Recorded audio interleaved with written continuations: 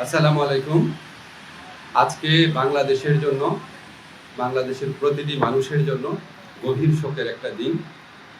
আজকে বাংলাদেশের 3 বারের সাবেক প্রধানমন্ত্রী, গণতন্ত্র, সার্বভৌমত্ব এবং বাংলাদেশের মর্যাদা রক্ষায় অতন্দ্র প্রহরী আপসীর নেত্রী বেগম খালেদা জিয়া ভোর 6টার সময় শাহাদত বরণ করেছেন। ইন্না লিল্লাহি ওয়া ইন্না ইলাইহি রাজিউন। গোটা জাতির মতো আজকে আমাদের সরকারে যারা আছেন আমরাও গভীরভাবে শোকাভিভূত। এই শোকের পরিবেশে আজকে বিশেষ আয়োজনে প্রধান উপদেষ্টার সভাপতিত্বে উপদেষ্টা পরিষদের একটা বিশেষ সভা অনুষ্ঠিত হয়েছে। সভার শুরুতে সাবেক প্রধানমন্ত্রী বেগম খালেদা জিয়ার মৃত্যুতে দাঁড়িয়ে 1 মিনিটে নীরবতা পালন করা হয় এবং তার আত্মার মাগফিরাত কামনা করে মোনাজাত করা হয়। মোনাজাত পরিচালনা করেন আমাদের ধর্মমন্ত্রী। সবাই বেগম জিয়ার মৃত্যুতে আগামীকাল থেকে 3 দিনের জন্য রাষ্ট্রীয় শোক প্রস্তাব গৃহীত হয়েছে এবং আগামীকাল সাধারণ ছুটির ঘোষণার সিদ্ধান্ত হয়েছে। সবাই বেগম জিয়ার মৃত্যুতে একটি শোক প্রস্তাব গৃহীত হয়। শোক প্রস্তাব পাঠ করেন আমাদের তথ্য এবং পরিবেশ উপদেষ্টা। সবাই সিদ্ধান্ত হয় যে বাংলাদেশে যত দূতাবাস আছে পৃথিবীর বিভিন্ন প্রান্তে সেখানে শোক বই খোলা হবে। সভায় বিশেষ আমন্ত্রণে অংশ নেন বিএনপির মহাসচিব জনাব মির্জা ফখরুল ইসলাম আলমগীর।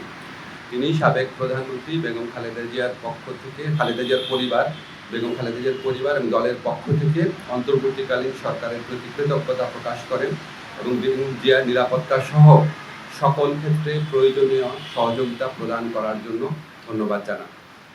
মির্জা ফখরুল ইসলাম আলমগীর সাহেব আমাদের সভাকে অবহিত করেন যে আগামীকাল বুধবার বাদ জোহর জাতীয় সংসদের দক্ষিণ প্লাজা এবং এর সংলগ্ন মানিক মিয়া এভিনিউতে বেগম খালেদা জিয়ার জানাজা অনুষ্ঠিত হবে।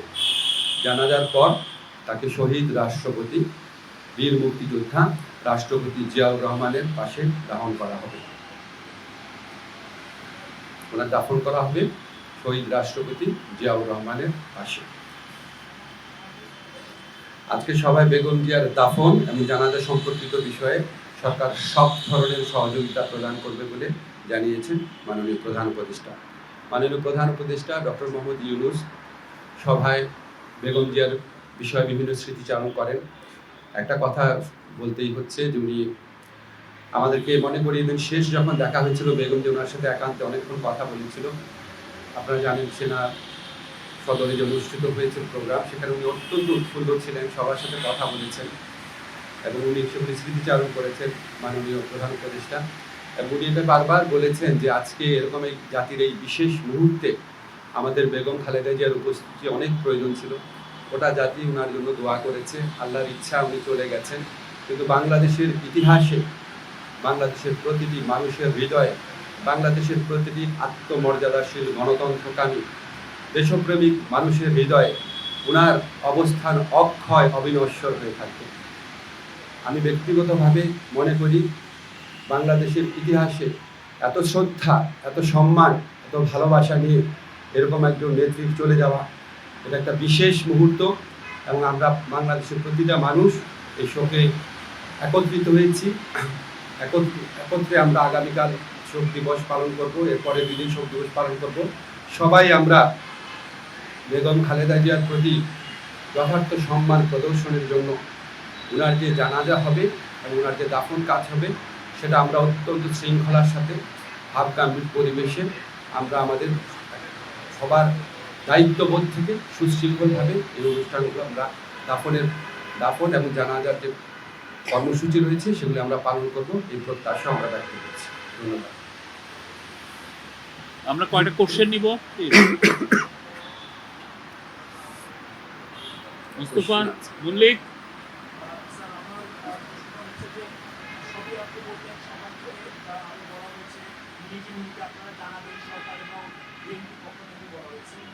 আমার একটা প্রশ্ন হচ্ছে যে মানুষজন বলছে যে খালেদা জিয়াকে মারা যাওয়ার মধ্যে দিয়ে প্রমাণ করতে হয়েছে যে তিনি আসলে অসুস্থ ছিলেন। আপনি এর আগে সবচেয়ে বেশি সোচ্চার ছিলেন, তাকে বিদেশে পাঠানো, তার শারীরিক অবস্থা এবং এই সরকার আশা করি তাকে আসলে অতি গুরুত্বপূর্ণ ব্যক্তি হিসেবে গণনা করা হয়েছে। কিছুটা তো নির্দয় আচরণ হয়েছিল আগের সময়।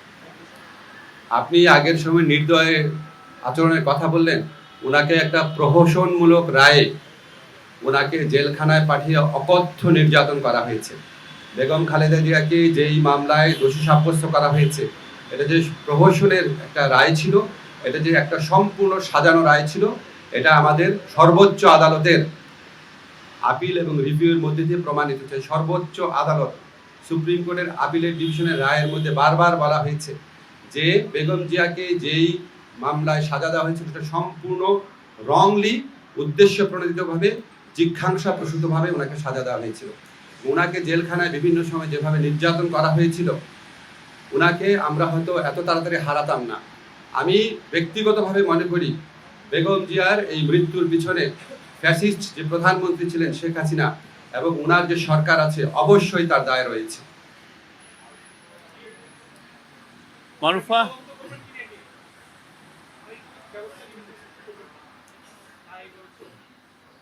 তবে আপনাকে একটা জিনিস আমরা বলি, আমরা আমাদের সরকারের পক্ষ থেকে আপনারা সবাই লক্ষ্য করেছেন, আমাদের যা করার ছিল, আমাদের মাননীয় প্রধান উপদেষ্টা প্রফেসর ডক্টর মোহাম্মদ ইউনূস উনি ব্যক্তিগতভাবে সমস্ত সময় খোঁজ খবর রেখেছেন।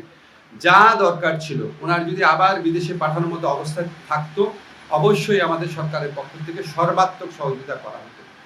উনি ব্যক্তিগতভাবে এই জিনিসগুলোর খোঁজ খবর নিয়েছেন। আমাদের দুর্ভাগ্য, আমরা হয়তো বেগম খালেদা জিয়াকে বছর খানেক বা বছর দুয়েক আগে যদি আমরা হয়তো পেতাম, হয়তো আমাদের পক্ষে কিছু একটা করা সম্ভব ছিল। আল্লাহর ইচ্ছা উনি চলে গেছে। তবে আমাদের জন্য সবচেয়ে বড় আনন্দের ব্যাপার হচ্ছে উনিও সারা দেশের মানুষের সম্মান, শ্রদ্ধা এবং ভালোবাসা নিয়ে বিদায় নিয়েছে। এই সুমি, কোশ্চেন আর প্রশ্ন জিজ্ঞেস করা? এনি? ঠিক আছে, আপনারা সবাই ভালো থাকবেন। এই বিষয়ে একটা মিটিং হচ্ছে এখন 12:30টার সময়, কালকের সিকিউরিটি সিচুয়েশন। আমি জাস্ট মাইকেই বলে দিচ্ছি, কালকে মাননীয় প্রধান উপদেষ্টার নির্দেশক্রমে আগামীকাল জানাজা এবং দাফন অনুষ্ঠান সার্বিকভাবে কোঅর্ডিনেশন করার জন্য 12:30টার সময় এখনই আমরা স্বরাষ্ট্র মন্ত্রণালয়ে বসছি। এছাড়াও বিভিন্নভাবে কোঅর্ডিনেট করা হচ্ছে। আমরা চাই এই আগামীকালের যে জানাজা এবং দাফন, এটা যেন সুশৃঙ্খলভাবে অনুষ্ঠিত হয়। আপনারা সবাই সহযোগিতা করবেন। আপনারা গণমাধ্যম এই স্বৈরাচারী ফ্যাসিস্ট সরকারের পতনের পর যেভাবে সরকারকে বিভিন্ন কাজে সহযোগিতা করছেন, আমরা সত্যি কৃতজ্ঞ। আগামীকালও ইনশাল্লাহ আমরা আপনাদের সহযোগিতা পাবো। ধন্যবাদ। Thank you.